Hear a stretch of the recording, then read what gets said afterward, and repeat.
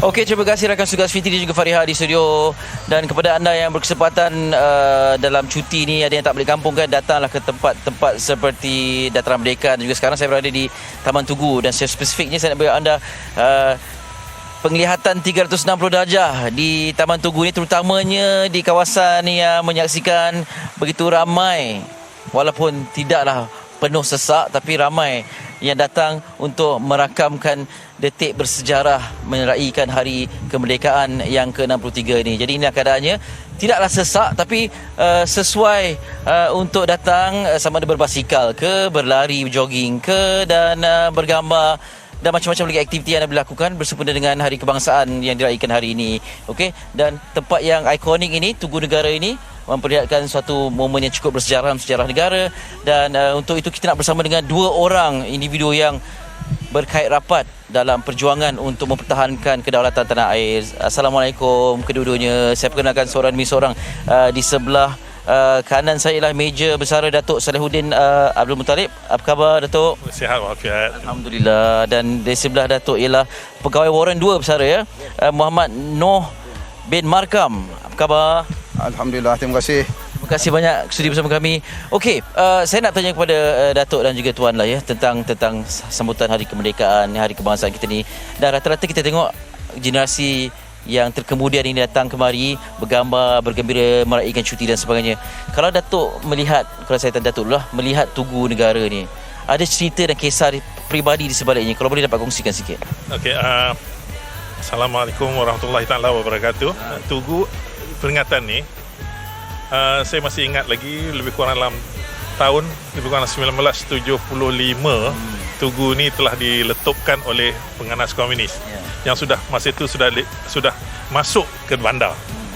Semasa itu juga roket telah dilancar daripada Sungai Besi ke Sungai Besi TUDM Camp. Itu saya ingat bila saya datang kemari, patung-patung tu sudah di bawah masa tu. Ya, masih di bawah.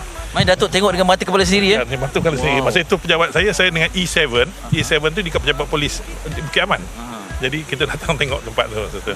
Itu masa itulah. Itu atas pengalamannya lah. Tuan, bagaimana pula bila kita melihat ni sebagai peringatan kepada pejuang-pejuang tanah air ni? Ini dah lambang semangat kita sebenarnya. Lambang anak-anak muda, lambang daripada awal generasi tentera sampailah ke hari ini. Mudah-mudahan dapat dikekalkan hingga ke akhir zaman nanti untuk menaikkan semangat anak-anak muda. Mungkin kita pun dah akan datang, dah tak ada lagi. Inilah semangat perjuangan yang berkobar-kobar yang datang yang daripada generasi-generasi lama, dan kita beralih kepada generasi yang baru yang akan datang. InsyaAllah. Saya percaya kalian berdua mempunyai keluarga besar, cucu dan sebagainya. Jadi sejauh mana pengkisahan pengalaman itu diberikan, dimaklumkan kepada mereka? Ya, saya ada juga bawa anak dan cucu saya kemari untuk tengok benda ni, dan saya ingatkan mereka sebagai saya telah membebaskan negara ini dari ancaman komunis, dan saya harap generasi muda untuk mempertahankanlah kebebasan ini, kemerdekaan ini hingga hari hayat. Itulah saya. Dan lagi satu saya ingatkan mereka ialah unity ataupun perpaduan adalah yang paling penting sekali di kalangan Malaysia. Pasal Malaysia inilah berbilang kaum, kita akan eratkan lagi. Kalau tahun 60-an dan 70-an kita boleh buat, apatah kali ini tak boleh buat. Itu. Barangkali keamanan yang kita rasai ini ya berbeza dengan perjuangan kalian terdahulu kan, yang berhadapan dengan ancaman komunis dan sebagainya. Jadi mungkin generasi muda ni pemahamannya dan penghayatannya kurang sedikit. Hanya lahir-lahir dah aman. Masa kita dulu, barangkali masa saya kecil tu, rasalah takut adanya ancaman komunis. Sekarang ni dia tak rasa dah. Bagaimana untuk memastikan perasaan cinta kepada negara tu dalam keadaan yang aman begini, Tuan? Dia sebenarnya begini.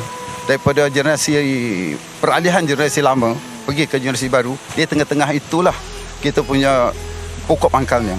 Jadi terutama sekali dalam bahagian multimedia ni perlu menambahkan program-program kemerdekaan tu di dalam rancangan televisyen. Saya berbanggalah dengan TV3, dan di TV3 dia banyak mengeluarkan lagu-lagu patriotik, yang itulah menaikkan semangat kepada generasi yang baru sekarang ini. Contohnya cucu-cucu saya lah sekarang ni, saya tak mengajar pun, lagu-lagu patriotik. Tapi disebabkan menonton TV3, TV1 yang ada lagu-lagu patriotik, mereka dengan cara tak langsung dah menghafalkan lagu-lagu itu. Jadi itu pun salah satu menaikkan semangat beliau supaya menjaga warisan kita ni hingga ke akhir hayat dan diwarisilah hingga keturunan yang akan datang. Saya tak sedar lagu patriotik itu sebenarnya mengangkat semangat rasa cinta pada negara. Saya tertarik nama Tuan Noah ni, bersama dengan TLDM, Tentera Laut dan Nabi Noh pun ada bahteranya kan. Itu satu konsiden yang sangat istimewa tu sebenarnya. Berapa tahun bersama dengan TLDM? Saya bersama dengan TLDM selama 21 tahun itu. 1 tahun 22 tahun lah. Dan unit terakhir saya adalah di Kementerian Pertahanan. Bahagian Inspectorate General. Antara pengalaman tak boleh dilupai? Pengalaman saya yang tak boleh lupa ialah semasa saya berkhidmat di Woodland. Latihan asas saya adalah di Woodland, Singapura. Dan perpindahan daripada logistik depo pada sekitar tahun 1983 ke pangkalan TLDM Blue Moon itu membawa banyak makna bagi saya yang mana depo logistik itu adalah menyimpan bahan-bahan untuk logistik, barisan untuk logistik dan juga untuk baik pulih kapal-kapal. Dan perpindahan itu makan masa yang lama, 2-3 bulan dan memerlukan satu perancangan yang sangat baik. Jadi saya mengucapkan terima kasih kepada pegawai dulu yang telah merancang begitu baik dalam perpindahan tersebut. Woodlands ke Lumut kan? Ya, itu dah satu pembinaan yang sangat besar maknanya kan, tuan. Dan akhir kali Datuk cerita pada saya, Datuk dah bunuh 22 anggota komunis ya. Ya, masa itu tugas-tugas saya.